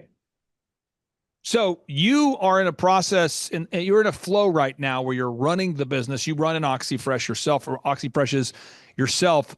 Again, going back to that daily grind, I think a lot of people, when they think about buying a franchise, they think about this all-consuming 80-hour-a-week grind. Let's get back into that a little bit here. So you check in with your guys every day, so you know what they're doing with their personal lives and what's going on with the business. You hold them accountable for the key performance indicators. You're always hiring people. So it sounds to me like big idea number one is you're always training people to clean carpets. That's a big thing. You're hiring people to clean carpets, training people. You're always just managing people that clean carpets. That's over here. And then another ball that you're always juggling, it seems like you got two balls you're juggling, is you're always making sure you're wowing the customers and you're gathering objective reviews from real customers. It seems like those are the two big things you're doing, is you're training people to clean carpets, and then you're also gathering objective reviews. Am I missing something? Am I off there? Is there something I'm missing there, sir? No, the only thing I would say is I'm not training my employees. I have a team that's very good. I have like a lead technician and they train my guys. So even to that, once you get a couple employees that you can trust, like I don't have to train my employees. They're already trained by the people that I've trained. So I really do have a business that's kind of structurally sound. Like I'm not having to do pull the strings for a lot of things. I'm just running the business. So let's focus on some of the locations that are doing well. And I'm not looking for the name of the city or the name of the owner, but you have 500 locations that are open all across the country. And I'm sure there's a top 10% list somewhere based upon some metrics. But when you think about that top 10% of the OxyFresh franchise group, what's the top 10% doing that maybe the bottom 10% is not doing? Or another way to ask, if you were to buy a Domino's franchise, a friend of mine, he owns the Domino's franchises. He's very successful in the world of Domino's. There's people in the Domino's industry that are at the top 10%. There's also the bottom 10%. Another way to look at it, friends of mine own different franchises. There are parts of franchise groups. And in every franchise group, there's always that top 10% and the top bottom percent that are given almost the exact same opportunity, but yet the dynamic range between the top performer and the bottom performer tends to be pretty epic. What's the top 10% doing and what's the bottom 10% not doing? Yeah, the top 10% is doing exactly what I said. They're paying attention. They're treating it as an actual living organism that they got to take care of. They're paying attention. They're upping their investment, but paying attention to their returns. They're making sure they're setting the goals for their employees. All those things are happening. The bottom 10 are just basically, they added the business, they own it. They're just looking up at the sky and expecting things to change. But they're not doing any of the tasks. Seems like a good strategy if you believe that our God above will come down and do your marketing for you and do your hiring for you and drive your vehicles from A to B. And it is possible. I do, as a Christian, I could say, our God and Father, I don't mean this sacrilegiously at all, who is capable of giving birth to the earth and parting the Red Sea and these sorts of things. I'm sure he could do it. I don't know that I've seen it happen in the carpet world. Have you seen anybody so far that's an OxyFresh owner, even the super devout Christians, where they've just prayed their way to success? Because as I read the Bible, I see people like Abraham and Moses who he told them to do things too. So I don't know of any Bible stories where a guy just sat around and God did everything for them. Are you seeing a lot of OxyFresh owners that can just pray their way to success? Has that happened yet? I haven't seen it work yet. The things that we've asked franchisees to do are not hard. But it is amazing to me the amount of people that will over exceed and under exceed. Right? There's not a state it's not the same across. There's people that will just be mediocre, and there's people that are going to be completely not fit, and there's people that just go way, way above and beyond what you ever asked them to do. It's like you really have to kind of ask yourself, who are you? What kind of person are you in your past? Are you the person that goes above and beyond? Because you'll be successful at this. Are you a person that just just kind of mixing up in the crowd? Or are you a person that's always struggled? It's not for me to say who you're going to be, but it's a good practice to kind of look introspectively and see who you are. Running a company is harder than having a job because no one tells you when to get out of bed. Now, Matt, the final question I have here for you is we have a lot of listeners who listen to this wonderful show. And I'll tell you this, people who listen to this show, Matt, they are diligent doers. They're goal pursuers. They're people that take action, many of which have purchased an OxyFresh location in years past. And I encourage everybody out there to go to oxyfresh.com to request additional information. If somebody does go, and I'll put a link there, more of a direct link, thrivetimeshow.com/OxyFresh. thrivetimeshow.com/OxyFresh. If somebody does go to thrivetimeshow.com/OxyFresh and they request additional information, what happens next there, sir? Yeah, so we're going to get your information. You're going to get emailed and texted, and we're going to get a call, and we're going to try to have intro conversation. That conversation is going to be like, who are you? What are you trying to accomplish? Right? Why are we on the phone today? Let's talk a little bit about your goals, talk about OxyFresh, really kind of have the introductions there, and then we're going to find some synergy to where it makes sense to get into the more in-depth process of screen shares, territory discussions, competition, right? Software training, all that sort of stuff. You, my friend, are a great American. I encourage everybody out there, if you're not familiar with OxyFresh, go to oxyfresh.com, oxifresh.com, America's greenest carpet cleaner. And right there is a beautiful man, Matt Klein. Matt Klein, thank you for your time today, sir. We'll talk to you next week. Thank you. Bye-bye. Clay, my honor to be on your show. And thank you for all you do. I hear the ripple effects from you are good ripple effects. You know what I mean? People rave about what they learned from you. So congratulations. And we went from expecting maybe 250,000 this year to we're at 400,000. Hi, I'm Kelsey with K&D's Woodward Finishing, business owner at 23. So I've been working this K&D's company for about 5 years now, and we started working with Thrive not too long ago. And we went from expecting maybe 250,000 this year to we're at 400,000. That's what we're going to hit or exceed. So we're pretty excited about that. It's been pretty much just listening to what they have to say. Their hiring process has just really been incredible as far as finding good quality help, and the just the accountability of meeting up with them weekly, and like such good insight, the resources that they have for specific business questions. It's all been really incredible. It's been a great experience, so I would recommend it to anybody. And to be honest with you, we're blown away with the results we've had in just one quarter. It was one of the best things I've ever done. It freed my time, increased our sales, and at the end of the day, increased our profitability beyond my wildest expectations. It's been a significant investment, but it's the best money I've ever spent. It's been a very positive experience. We've only been at it for 6 months or so, and we've already seen a significant amount of growth. And I can see everything becoming much more organized, much more efficient. I know what my numbers are in a much more realistic way on a day-to-day basis. So my experience has just been very positive overall. You know, since working with Aaron, our leads have gone up dramatically. It's not one of those things where it's like, yeah, I kind of notice. It's holy cow, where are all these? It's you almost feel overwhelmed at times, and it's just our presence in general has been changed just dramatically.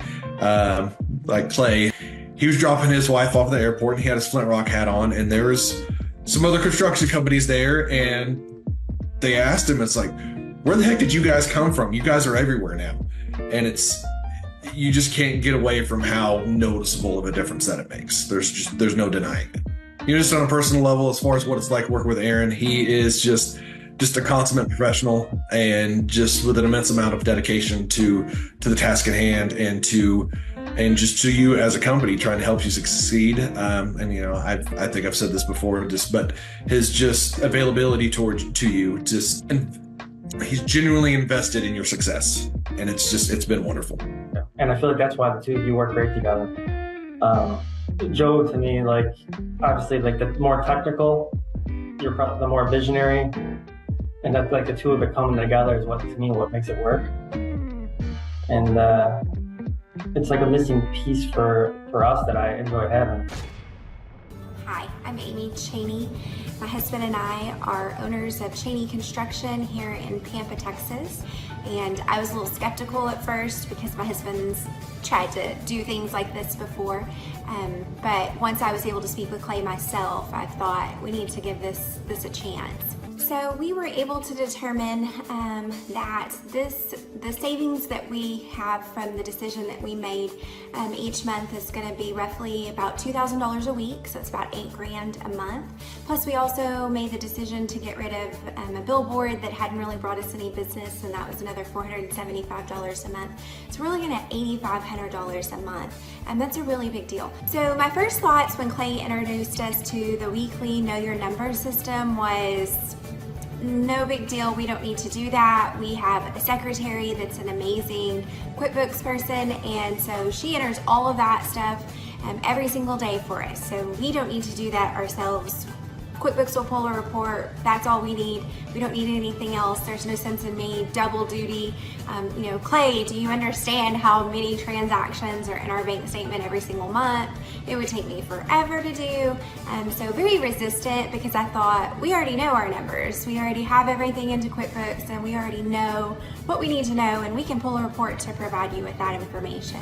So some of the struggles in being able to complete this action item were getting the want to do it. Once I actually decided, okay, Clay, you can stop asking me. I'm actually gonna sit down and do this every single week, and actually got through it, that was it. Like, I've made that commitment. It takes me maybe 20 minutes on, every Saturday morning to go in and do the previous weeks. Now that I've been doing it for a while, I'm kind of on a roll, and so it makes it a lot easier. So one of the things we discovered when we started looking at the money this closely was that my husband doesn't want to know the numbers, first of all. He pays good money to have someone do that for him because he just doesn't want to know. It's not his thing.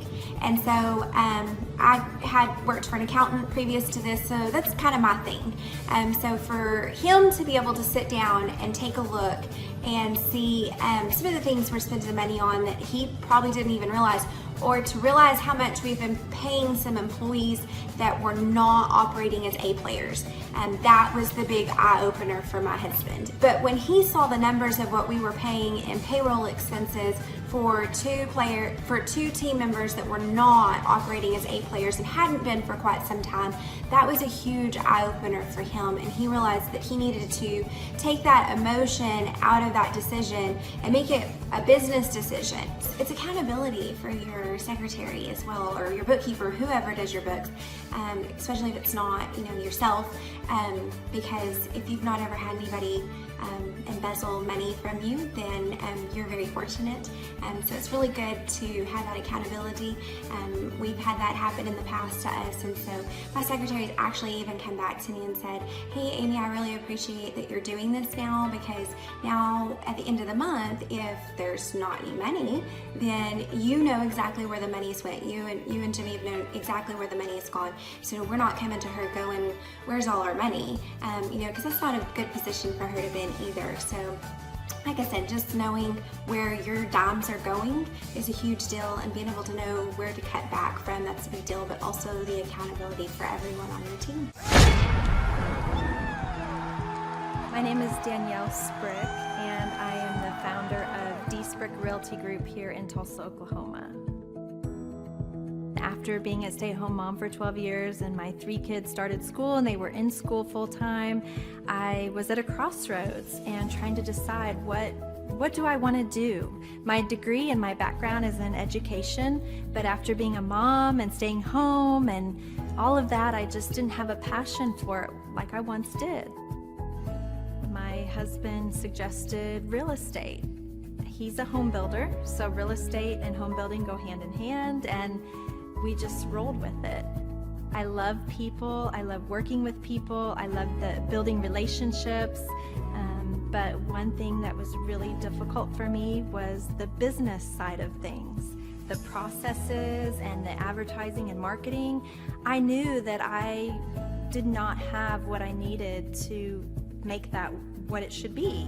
So I reached out to Clay at that time, and he and his team have been extremely instrumental in helping us build our brand, help market our business, our agents, the homes that we represent. Everything that we do is a direct line from Clay and his team and all that they've done for us. We launched our brokerage, our real estate brokerage, 8 months ago. And in that time, we've gone from myself and one other agent to just this week, we signed on our 16th agent. We have been blessed with the fact that we right now have just over 10 million in pending transactions. 3 years ago, I never would have even imagined that I would be in this role that I'm in today, building a business, having 16 agents. But I have to give credit where credit's due, and Clay and his team and the business coaching that they've offered us has been huge. It's been instrumental in what we're doing. Don't ever limit your vision. When you dream big, big things happen. I started a business because I couldn't work for anyone else. I do things my way. I do what I think is in the best interest of the patient. I don't answer to insurance companies. I don't answer to large corporate organizations. I answer to my patient, and that's it. My thought when I opened my clinic was I can do this all myself. I don't need additional outside help in many ways. I went to medical school. I can figure this out. But it was a very, very steep learning curve. Within the first 6 months of opening my clinic, I had a $63,000 embezzlement. I lost multiple employees. Clay helped us weather the storm of some of the things that are just a lot of people experience, especially in the medical world. He was instrumental in helping with the specific written business plan. He's been instrumental in hiring good quality employees, using the processes that he outlines for getting in good talent, which is extremely difficult. He helped me in securing the business loans. He helped me with web development and search engine optimization. We've been able to really keep a steady stream of clients coming in because they found us on the web. With everything that I encountered, everything that I experienced, I quickly learned it is worth every penny to have someone in your team that can walk you through and even avoid some of the pitfalls that are almost invariable in starting your own business. I'm Dr. Chad Edwards, and I own Revolution Health and Wellness Clinic. What I've seen from Clay and his group at Thrive is they'll give you a simple system, and it's the simple systems are the ones that people can wrap their brain around. They're the ones that people can work with on a day-to-day basis. Hi there, my name is Stephanie Pipkin. I am 24 years old and I own Black River Falls Cleaning Services. We opened in April of 2019 and it is now mid-June of 2020. So I wanted to talk today about the success and growth I have achieved by implementing the Proven Path with Clay Clark's team and my business coach Luke from Thrivetime.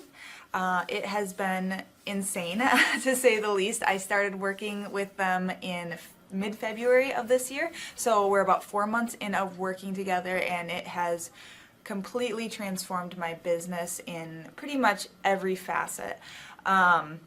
So I'm gonna check my notes here. So in 4 months, my leads have tripled. I was getting probably like 2 leads a week. Now I'm getting more in the like 10 to 15 leads a week. I have doubled my number of employees. I'm now hitting the highest revenue weeks in the history of the company, week to week it seems like.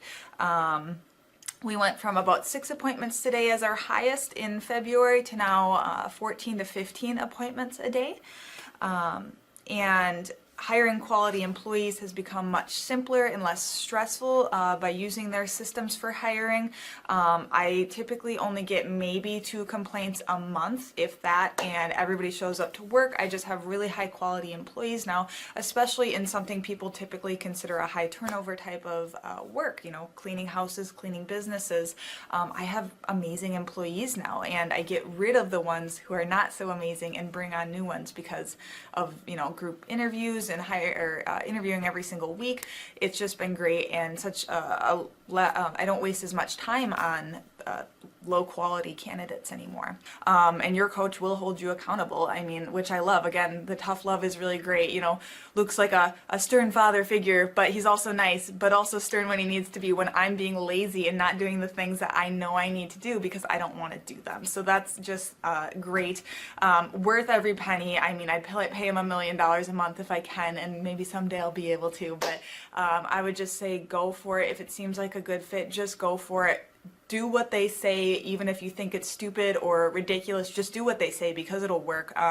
You know, people, when they look at my business, you know, people in my town, they think I'm lucky. They think I'm just, you know, things just happen for me. And, you know, maybe I am lucky, but it has a lot to do with hard work and, you know, perseverance and, you know, working till you cry sometimes. That's just being an entrepreneur, which if you're a business owner, you understand that.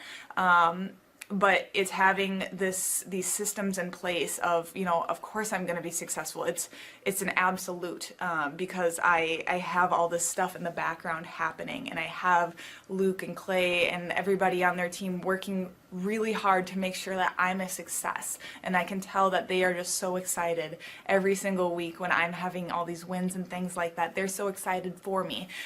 So it's the best thing ever, and I would suggest to anybody to work with them. So sorry for the long-winded reply, but I just had so much to say, and I could go on for hours probably about how amazing they are. But thank you to Clay and Luke and the entire team there, everything you guys have done for me, and I am so excited to continue to work with you for years to come. Thanks so much for watching. My saying is, if it's important to you, hire a coach. And I think that's one of the reasons people are not successful is they eat a cheeseburger instead of hiring a coach. You know what I mean? And so my coach pushes me. They're younger than me. They push harder. They're trained. And as my rich dad always said, amateurs don't have a coach, but professionals always have coaches. So I've always had coaches for whatever was important. My rich dad was one of those persons. I wanted to learn how to play Monopoly in real life. So he was my coach. Well, Carter, we have an opportunity here at the Thrivetime Show to work with some really great business owners, people that are actually serious about growing their company. They go to thrivetimeshow.com and they reach out to schedule a free 13-point assessment. And oftentimes I hop on the phone with these folks and we figure out if they're a good fit. And once we start working with a client, our goal is to help the client to actually grow their actual business. And on today's show, we're joined with a man who we've had the opportunity to work with. The company's called NWA Gutter Perfection. And my understanding, Carter, is that they're up over 60%. Is that right? I would say that's correct, yes. DJ, welcome on to the Thrivetime Show. How are you, sir? Good. How you doing, Clay? I'm doing great. So for anybody out there who is doubting whether you're a hologram or not, what's the name of your company, sir? Gutter Perfection. How did you guys first hear about us? Do you know? It's actually a friend of mine found out about your business conferences there, and then we went there. And I guess I was sold the first conference we went to. If you go to nwagutterperfection.com, you can see they're a real company. They're a real business. They really are growing. What markets do you service there, DJ? For people out there that might be looking for your services, what's the market area that you service? Pretty much all of Northwest Arkansas, Bentonville, Springdale, Fayetteville, Rogers, the little surrounding towns there too. And again, if you go to the website here, folks, nwagutterperfection.com, you can see they are a real business, real people having real success. DJ, I really do appreciate your time today, sir, and we'll talk to you soon. What I've seen from Clay and his group at Thrive is they'll give you a simple system, and it's the simple systems are the ones that people can wrap their brain around. They're the ones that people can work with on a day-to-day basis. And that simplicity brings power with it. So it shocked me how simple some of the stuff is. And at times I'm like, why didn't I think about that? Workflow creation, systematic marketing, and coaching has helped our church so much. The workflow creation is what it really is they're gonna look and see every moving part of your church, of your ministry, what needs to be done. And it's gonna go up on a massive board. And so now what it does is it takes what needs to be done out of your heart and out of your head. Really takes the pressure, the stress off your shoulders, and it puts it on the board where your entire team, your ministry can see exactly what you want them to do every day. And so they know this is the playbook, this is what we're doing. And then there's laser sharp accountability with a meeting afterwards, did it get done or not? Clay, you're an entrepreneur, I'm an entrepreneur. And as they say in Stoic, the obstacle is the way. I think YouTube is a tremendous educational platform for good and bad. So you've got to really again choose your teachers wisely, as anything else. So the best lesson sits in the back here, and I think you do it and Dr. Z does it. Once you learn something, if you really want to learn it, you got to teach it. I think it was life-changing for me and how I approach business. Could you explain Octa, non-verba, what it means and how our listeners can apply it? Clay, you gave me goosebumps, man. I'm glad it hit you as hard as it did. Octa non-verba is the motto of the U.S. Merchant Marine Academy at Kings Point, New York. I had appointments to Naval Academy and Kings Point Merchant Marine Academy. And Merchant Marine Academy's motto was Octa non-verba. In other words, don't listen to what a person says. Watch what they do. Well, the first time that I ever met you, Clay, was at that first conference in Tulsa. And that was an incredible conference. And I was so impressed with just the whole thing, just the professionalism, you as a person, your business, your work ethic, and really just who you are. And I was very impressed with all of that. And I thought, gosh, this might be someone that I would really consider working with. Like maybe he could really help me. And that's really what got me interested, because I was so impressed with just the professionalism of all of it. And I learned a lot. I come about once a year to a business conference, and I'd like to come more, but every year I try to come with my marketing girl with me. And we always learn something. And I think next year I'm going to bring my husband because he really needs to come too. And you're in McKinney, Texas, right? So how long have you been an orthodontist in McKinney, Texas? So I've been an orthodontist for 26 years, practicing in 26 McKinney. years. And when you went to medical school, what percentage of the time in medical school or dentistry school, dental school, did they spend teaching you how to market and or grow your own practice?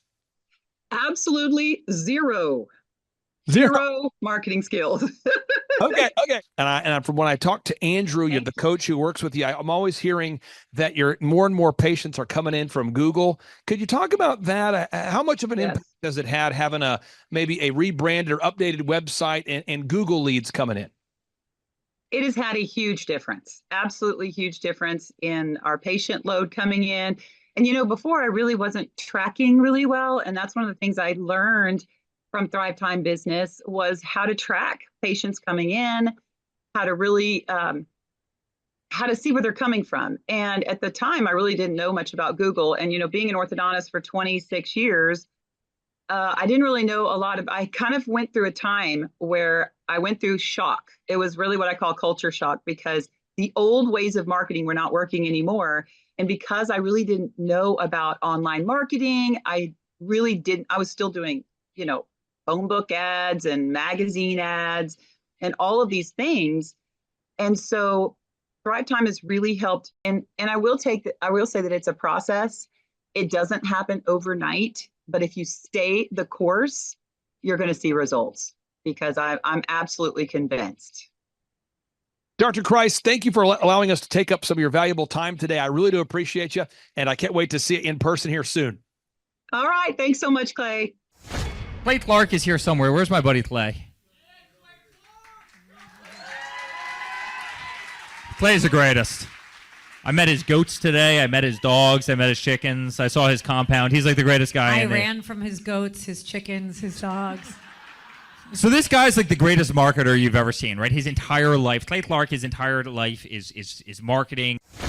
Okay, Aaron Antis, March 6th and 7th. March 6th and 7th, guess who's coming to Tulsa, Jerusalem? Ooh, Santa Claus? No, that's March 6th and 7th. You're going to be joined by Robert Kiyosaki. Best-selling author of Rich Dad, Poor Dad. Probably the best-selling or one of the best-selling business authors of all time. And he's going to be joined with Eric Trump. He'll be joined by Eric Trump. So we got Eric Trump and Robert Kiyosaki in the same place. Aaron, why should everybody show up to hear Robert Kiyosaki? Well, you got billions of dollars of business experience between those two, not to mention many, many, many millions of books have been sold. Many, many millionaires have been made from the books that have been sold by Robert Kiyosaki. I happen to be one of them. I learned from the man. He was the inspiration. That book was the inspiration for me to get the entrepreneurial spirit, as many other people. Now, since you won't brag on yourself, I will. You've sold billions of dollars of houses, am I correct? That is true. And the book that kickstarted it all for you, Rich Dad, Poor Dad. Rich Dad, Poor Dad, the author, the best-selling author of Rich Dad, Poor Dad, Robert Kiyosaki, the guy that kickstarted your career. Yeah. He's going to be here. I'm pumped. And now Eric Trump, people don't know this, but the Trump organization has thousands of employees. There's not 50 employees. The Trump organization, again, most people don't know this, but the Trump organization has thousands of employees. And while Donald J. Trump was the 45th president of these United States and soon to be the 47th president of these United States, he needed someone to run the companies for him. And so the man that runs the Trump organization for Donald J. Trump, as he was the 45th president of the United States and now the 47th president of the United States, is Eric Trump. And so Eric Trump is here to talk about time management, promoting from within, marketing, branding, quality control, sales systems, workflow design, workflow mapping, how to build. I mean, everything that you see, the Trump hotels, the Trump golf courses, all their products, the man who manages billions of dollars of real estate and thousands of employees, is here to teach us how to do it. You are talking about one of the greatest brands on the planet from a business standpoint. I mean, who else has been able to create a brand like the Trump brand? I mean, look at it. And this is the man behind the business for the last pretty much since 2015. He's been the man behind it. So you're talking, we're into 9 going into 10 years of him running it, and we get to tap into that knowledge. That's going to be amazing. This is objectively the highest rated and most reviewed business workshop on the planet. And then you add to that Robert Kiyosaki, the best-selling author of Rich Dad, Poor Dad. You add to that Eric Trump, the man that runs the Trump Organization. You add to that Sean Baker. Now you might say, but Clay, is there more? I need more. Well, okay, Tom Wheelwright is the wealth strategist for Robert Kiyosaki. So people say, Robert Kiyosaki, who's his financial wealth advisor? Who's the guy who manages, who's his wealth strategist? His wealth strategist, Tom Wheelwright, will be here. And you say, Clay, I'm not going to get a ticket unless you give me more. Okay, fine. We're going to serve you the same meal both days. True story. We cater in the food, and because I keep it simple, I literally bring in the same food both days for lunch. It's Ted Escondido's, an incredible Mexican restaurant. That's going to happen. And Jill Donovan, our good friend, who is the founder of Rustic Cuff. She started that company in her home, and now she sells millions of dollars of apparel and products. That's rusticcuff.com. And someone says, I want more. This is not enough. Give me more. Okay. I'm not going to mention their names right now because I'm working on it behind the scenes here. But we've got one guy who's given me a verbal to be here. And this is a guy who's one of the wealthiest people in Oklahoma, and nobody really knows who he is because he's built systems that are very utilitarian, that offer a lot of value. He's made a lot of money in the it's where you rent. It's short term. It's where you're renting storage spaces. He's a storage space guy. He owns the what do you call that? The rental, storage space. Storage units. This guy owns storage units.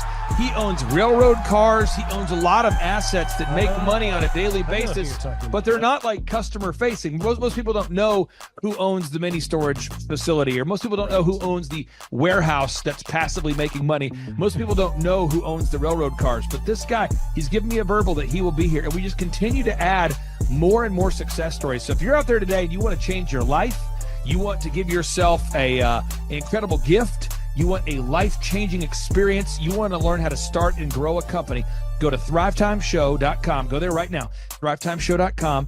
Request a ticket for the 2-day interactive event. Again, the day here is March 6th and 7th. March 6th and 7th, we just got confirmation. Robert Kiyosaki, best-selling author, Rich Dad, Poor Dad, he'll be here.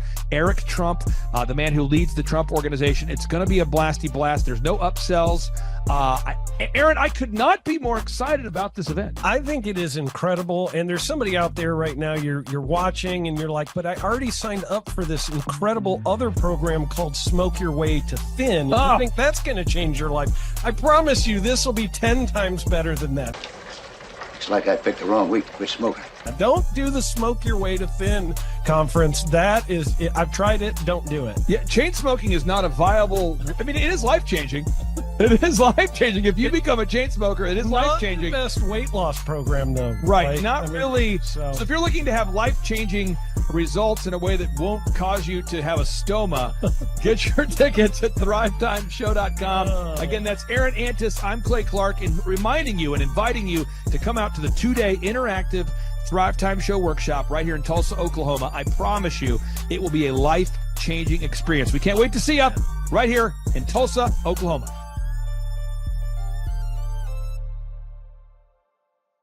My name is Claire Yinger. I was looking to learn everything about business, which I have learned so many things. It's like drinking from a fire hydrant.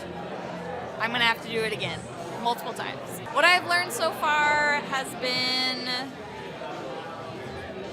just a lot about processes, systems, the power of them, your due diligence. The list could go on and on and on. Well, listening to Clay is very entertaining because he is entertaining, but also just meeting all the different people and having time and space to you're learning a lot, but then also being able to discuss with other people what they're learning and just getting different perspectives. So very entertaining, very funny, very thorough, but also could be random because it's full of a lot of stories, but it's also intentional. It's like everything he's doing is intentional, but you wouldn't be fully aware that it was, but it is.